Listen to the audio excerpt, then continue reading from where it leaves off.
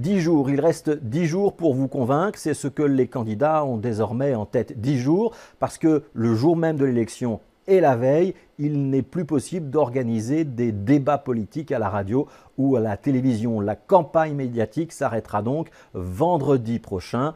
Les candidats sont donc entrés dans la dernière ligne droite.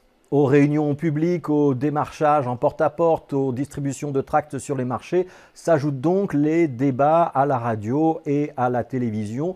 Pour les têtes de liste, c'est un véritable marathon et ces débats vont évidemment avoir une importance de quelques centaines d'auditeurs pour une radio locale à plusieurs centaines de milliers de téléspectateurs lorsqu'on passe sur une chaîne télévisée à une heure de grande écoute. L'enjeu n'est jamais nul. En théorie, ces débats à la radio et à la télévision devraient surtout permettre de faire connaître son programme, de souligner ses projets et leurs différences avec celui du voisin. Mais en pratique, les candidats réservent souvent une grande partie de leur énergie et de leur temps de parole à parler du bilan, soit pour défendre leur bilan, soit pour critiquer le bilan de leur adversaire, à tel point qu'ils ont souvent très peu de temps de parole restant pour parler réellement de leur projet.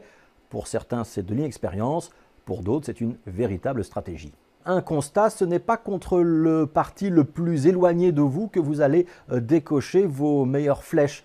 Un exemple, tout le monde sait très bien que par exemple, le mouvement réformateur et le PTB ont très peu de choses en commun.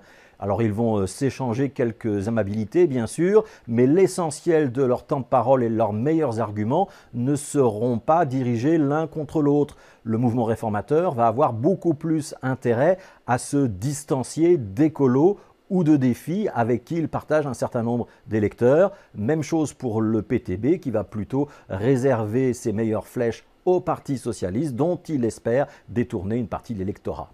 Les partis politiques préparent soigneusement tous ces débats à la radio et à la télévision parce qu'on sait qu'une bonne petite phrase prononcée dans la dernière ligne droite ou au contraire un faux pas peut faire basculer une élection.